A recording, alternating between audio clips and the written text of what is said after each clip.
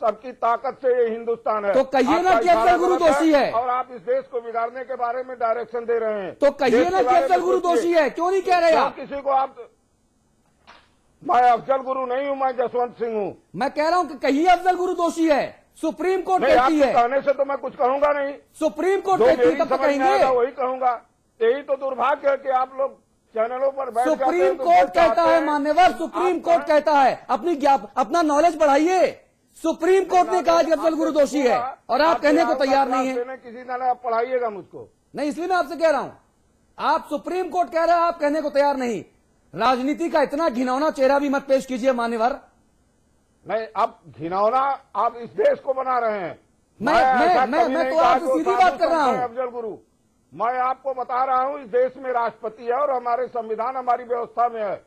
आप इतना आवेश में मत आइए। नहीं, आवेश में क्यों ना आए? उस संसद के भीतर अगर आप उस वक्त होते और हमला होता तो आप आवेश में जरूर होते। दरअसल आप उस वक्त संसद में नहीं थे। इस देश की सीमा पर लड़ने वाला गरीब किसान का बेटा गोली से उन सारे हमलावरों को मार के गिरा दिया। हम आप यहाँ बैठ के भाषण कर रहे हैं। बिल्कुल बिल्कुल, और तब भी आप ये नहीं कह रहे कि वो आतंकवादी है, तब भी आप नहीं कह रहे कि वो दोषी है। हम उन्हें बधाई देते हैं, वाजपेयी जी, उनके परिवार। लेकिन मैं निंदा करता हूँ आपकी। करते हैं कि उन्होंने अपना बेटा खो करके इस देश को बचा लिया। उन्होंने अपना बेटा खोया, लेकिन राजनेताओं ने ऐसा धतकर्म किया कि 2001 से 12 आ गया और अफजल गुरु बिरयानी खा रहा है। राजनेताओं पर शक मत करिए, राजनेता इस देश को चला रहे हैं और देश चलता है। तभी उत्तर प्रदेश में दम है, तभी उत्तर प्रदेश में है दम, जुर्म है यहाँ कम। तभी यूपी में है दम, जुर्म है यहाँ कम। और सारी व्यवस्था को भी देखना है, केवल जो मुंह से निकल जाए वही कानून हो जाए। इसलिए मैं आपसे कह रहा हूँ कि आप अपना वोट बैंक देखिए। वाजपेयी जी, व्यवस्था बढ़िया है आपकी। वाजपेयी जी, क्या यह संविधान में नहीं लिखा है कि भारत के राष्ट्रपति केंद्रीय मंत्रिपरिषद की सलाह के अनुरूप काम करेंगे? वो केंद्रीय मंत्रिपरिषद यानी जो बहुमत की पार्टी है लोकसभा में, पॉलिटिकल पार्टी है, उसके विम्स पर चलने के लिए मैंडेटरी है कॉन्स्टिट्यूशनली व्यवस्था। इस तथ्य को क्यों नहीं समझ रहे लोग वाजपेयी जी? राष्ट्र के नाम संदेश और संसद में राष्ट्रपति का उसको कैबिनेट अप्रूव करती है, कैबिनेट लिख के देती है, राष्ट्रपति अपने आप नहीं पढ़ सकते ना, अपने आप भाषण नहीं पढ़ सकते अपना राष्ट्रपति जी। भरत वर्मा हमारे साथ जुड़ गए हैं। आप जाने माने रक्षा विशेषज्ञ हैं। आप इंडियन डिफेंस रिव्यू, जो एक मैगजीन आती है, अगर मैं सही नाम ले रहा हूं तो उसके एडिटर इन चीफ हैं। भरत साहब, बहुत स्वागत है आपका। जी भाई साहब, मुझे एक चीज बताइए, अगर अफजल गुरु के बारे में रायशुमारी करने की बात की जाए तो क्या प्रतिक्रिया है आपकी? देखिए, पहले जो ये कदम लिया गया है, ये कदम और जिस वजह से भी लिया गया है उसमें बहुत सारे कैलकुलेशंस होंगे, पर्सनल कैलकुलेशंस भी होंगे। हाँ। लेकिन उन सब को मद्देनजर रखते हुए हाँ। ये देश में इस तरह का कदम पहले नहीं लिया गया था और उसको आज लिया गया है, तो ये अपने आप में एक सराहनीय है और इसको सराहना करनी चाहिए और इस कदम को वेलकम करना चाहिए। ये अपने आप में एक अच्छा कदम है। हाँ। और लेकिन इस कदम से टेररिज्म खत्म नहीं होगा। हाँ। और इस कदम से पर ये एक पहला कदम है और इसके आगे बहुत सारे और बिंदु लगने हैं जिसमें अफजल गुरु भी शामिल हैं। हाँ। और जो सिस्टम में फेलियर है टेररिज्म के कारण, पुलिस में, सिक्योरिटी एजेंसीज में, उनको ठीक करना बहुत जरूरी है। हाँ। पर ये पहला मैसेज जा रहा है कि भारत अब इन चीजों को बर्दाश्त करने के लिए तैयार नहीं है। हाँ। ये अपने आप में एक सराहनीय कदम है। हाँ। वर्मा साहब, अगर कोई राजनीतिक दल का नुमाइंदा अपने निहित राजनीतिक स्वार्थों के आड़ में उसके लिए ये कहे कि अफजल गुरु दोषी तब तक नहीं होगा जब तक प्रणब मुखर्जी राष्ट्रपति दया याचिका पर कोई फैसला न लें, तो ये बात क्या गले उतरती है? देखिए, जहाँ प्रेसिडेंट का मतलब है, प्रेसिडेंट कैबिनेट की सलाह पर चलते हैं और जो उनको सलाह दी जाएगी उस सलाह मशवरा पर वो प्रतिबद्ध हैं। वो ज्यादा से ज्यादा 2 बार उसको रिजेक्ट कर सकते हैं और अल्टीमेटली उनको अग्री करना लेकिन पड़ेगा। अफजल गुरु को निर्दोष साबित नहीं कर सकते राष्ट्रपति भी। आप बिल्कुल सही कर रहे हैं। तो अफजल गुरु की जो मांग उठ रही है वो मांग अपनी जगह बिल्कुल जायज है, उसमें किसी को संदेह नहीं होना चाहिए। हाँ। लेकिन ये जो कदम लिया है प्रधानमंत्री ने पहली बार जी, ये कदम अपने आप में एक ठोस कदम है। हाँ। उसमें मेरे को समझ में आ रहा है कि सरकार इलेक्शन मोड में है, सरकार की छवि बहुत खराब हो गई है। हाँ। सरकार अपना ग्राउंड रीगेन करने की कोशिश कर रही है। वो सब कैलकुलेशंस को देखते हुए भी मैं एक साइड रख देता हूं और कह रहा हूं कि देश के लिए ये फायदे वाला कदम है। और इस कदम से अगला बिंदु हाँ। जिसमें अफजल गुरु हैं और दूसरी चीजें हैं, हाँ। वो उनके बिंदु लगने शुरू होने चाहिए। हाँ। इस अकेले कदम से सरकार की पोजीशन जो बहुत गिर चुकी है देश के सामने, वो रिकवर नहीं होगी। पर अगर सरकार सीरीज ऑफ कदम लेती है आगे जाके इन मामलों में, तो उससे सरकार को डेफिनेटली गेन है, लेकिन देश को उससे ज्यादा गेन है। जी, भरत वर्मा जी बहुत धन्यवाद समाचार प्लस पर एक्सक्लूसिव बातचीत करने के लिए, बहुत शुक्रिया आपका। जसवंत सिंह साहब, ये बात समझ में आई आपको? नहीं, हमको तो बिल्कुल समझ में आई। और लेकिन जो आप कह रहे हो मुझको समझ में नहीं आया। मैंने ये नहीं कहा कि वो दोषी है और दोषी नहीं है। अच्छा, मैंने क्या केवल कहा इतना आपने? ही कहा कि राष्ट्रपति के यहाँ है तो उसको देखना चाहिए। नहीं, वो तो हम भी देख रहे हैं। मतलब वो दोषी है ना अफजल गुरु? ये तो आप बोल ही रहे हैं। नहीं तो आप बोलने में शर्म क्यों कर रहे हैं? नहीं, शर्म नहीं कर रहे हैं, लेकिन हम आप जो कहेंगे वही कहेंगे, ये सही नहीं है। नहीं, मैं तो केवल विनती कर रहा हूँ। नहीं, आप इस तरीके से भाई साहब जरा कहेंगे तो ये उचित नहीं है। जरा मेरा ज्ञानवर्धन कीजिए ना, मेरा ज्ञानवर्धन कीजिए कि अफजल गुरु दोषी है या नहीं है। निर्णय का इंतजार करेंगे। नहीं, मेरा ज्ञानवर्धन कीजिए कि आप भी इंतजार करिए। मेरा ज्ञानवर्धन कीजिए कि अफजल गुरु अभी मैं उसको दोषी कहूं कि ना कहूं। चलिए, देखिए, सुप्रीम कोर्ट ने दोषी कहा है और राष्ट्रपति के यहाँ गया है, तो राष्ट्रपति के निर्णय का इंतजार करिए। ये हमारे संविधान की व्यवस्था है, उसको नकारिए मत। तो मैं उसको दोषी ना कहूं करिए, उसको विध्वंस भी मत करिए। अच्छा, तो मैं अभी अफजल गुरु को दोषी ना कहूं ना? ऐसा है कि कसाब की फांसी तो आपने दिया नहीं, हाँ, भारत की सरकार ने दिया है। हाँ। आप अफजल गुरु का भी इंतजार करिए, राष्ट्रपति का निर्णय आने दीजिए। नहीं, वो ठीक है। मैं ये कह रहा हूं कि मैं अफजल गुरु को तब आप आलोचना करिएगा कि निर्णय उचित है कि अनुचित है। अरे, मैं तो आपसे बात कह रहा हूं मान्यवर, संविधान की व्यवस्थाओं के मैं तो आपसे बात कर रहा हूं। तो मैं अफजल गुरु को दोषी कहूं कि ना कहूं? अभी बना हुआ संविधान है, हाँ। हम उसको सुपरसीड कर जाएं। सिंह साहब, हर चीज को सिंह साहब, सिंह साहब, मैं एक बहुत तर्क टिप्पणी करने जा रहा हूं। दरअसल आपको संविधान का सा भी नहीं पता। सुनिए मुझसे, आप संविधान के नाम पर यहां पर पैरवी जरूर कर रहे हैं, पैरोकारी कर रहे हैं, लेकिन आपको संविधान का सा भी नहीं पता। अगर आपको संविधान का सा भी पता होता तो आप ये कहते कि अफजल गुरु दोषी है। ये आप बोल रहे हैं, मैं तो आप मुझे गलत साबित कीजिए आपकी बात को।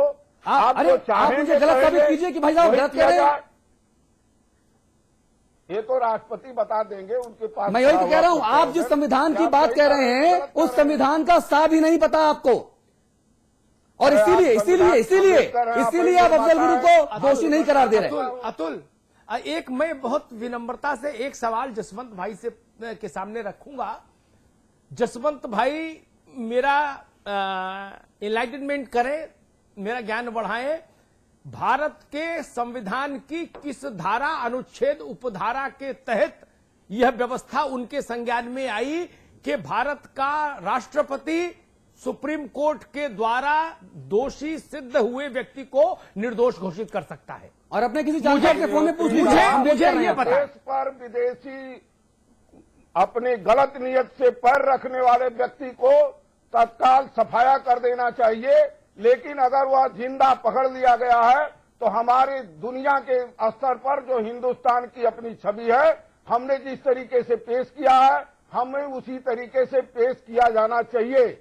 जबरदस्ती नहीं इस देश के साथ होनी चाहिए। मेरा सवाल दूसरा था जसवंत भाई, मैंने पूछा बहुत सामान्य सवाल कि संविधान की किस धारा, अनुच्छेद और उपधारा के तहत भारत गणराज्य के राष्ट्रपति को यह अधिकार हासिल? इसको अनुमति क्या हिंदुस्तान के लोगों ने अनुमति दिया था कि आके हमारे देशवासियों पर गोली चला दो? तो अफजल गुरु को अनुमति दी थी क्या? मैं जो सवाल पूछ रहा हूं उसका उत्तर नहीं, आप लोग दूसरी दिए दिशा में होंगे, मैं चले तो नहीं दिया था। अफजल गुरु आपसे पूछ के गया था क्या हमला करने संसद पर? अरे आपके ग्रुप में होगा, मेरे ग्रुप में तो है नहीं। वही तो मैं कह रहा हूँ कि अफजल गुरु आपसे पूछ के गया था हमला करने, नहीं, जिसे वो आप दोषी नहीं आपके मान रहे। नजदीक ज्यादा रहता है दिल्ली में, हम लोग तो बहुत दूरी पर हैं। अच्छा, इसलिए मैं आपसे कह रहा हूँ कि आप दोषी क्यों नहीं मान रहे?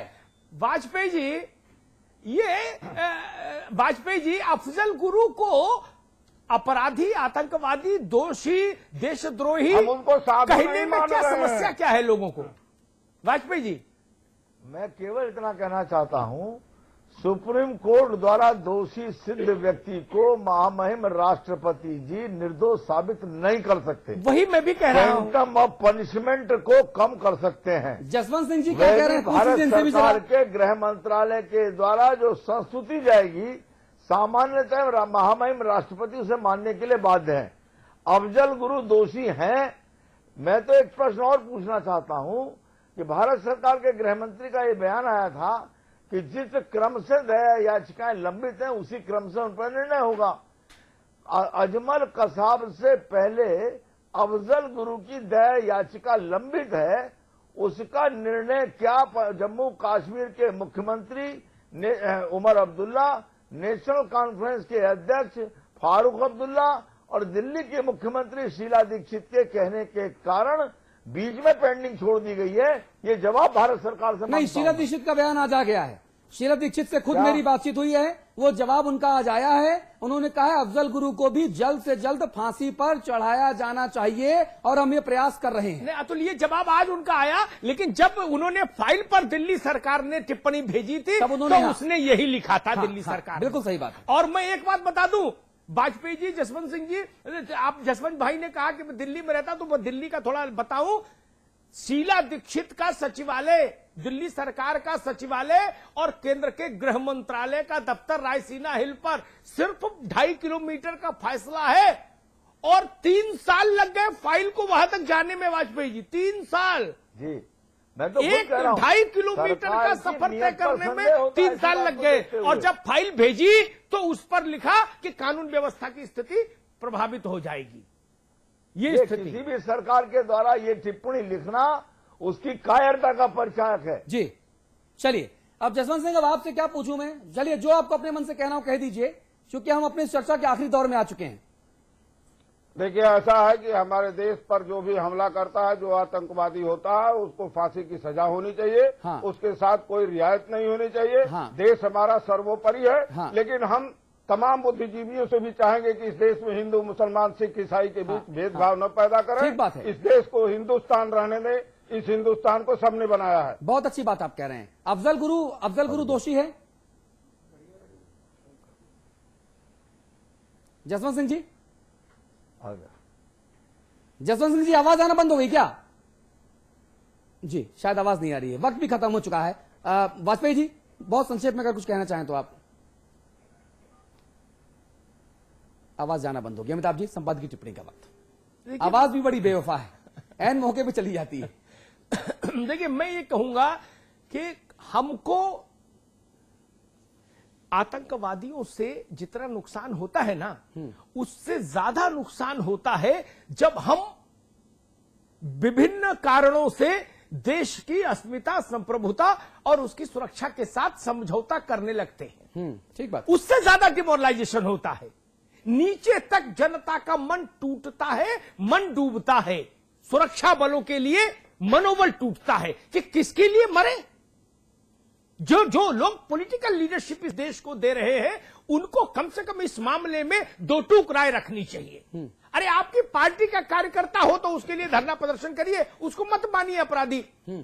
अरे, जो देश पर हमला कर रहा भाई, किसी के मकान में चोरी की होती, सेंधमारी की होती, चैन छीनी होती, मोबाइल छीना होता अफजल गुरु ने, तो उसकी वकालत करते सब लोग, क्या दिक्कत थी? लेकिन जो देश पर हमला करे, उसके साथ कोई मुरब्बत इस देश का आदमी करे, संकोच करे, लिहाज करे, ये चीज देश को स्वीकार नहीं हो सकती। हाँ। ये तय करना होगा कि हिंदुस्तान पार्टियों से बड़ा है, हिंदुस्तान राजनीतिक हितों से बड़ा है।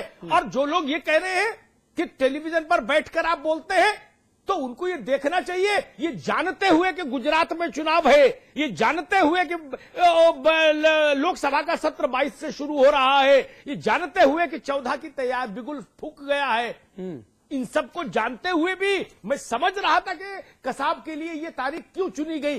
फिर भी हमने कहा, समाचार प्लस ने कहा कि सरकार का स्वागत करते हैं, राष्ट्रपति के निर्णय का स्वागत करते हैं, ये जानते हुए कि इसमें राजनीति का भी फ्लेवर है। ठीक है, उसके बाद भी हम लोगों ने ये बात कही जी। तो इसलिए जरूर है, मैं सबसे कहूंगा जो भी लोग इस देश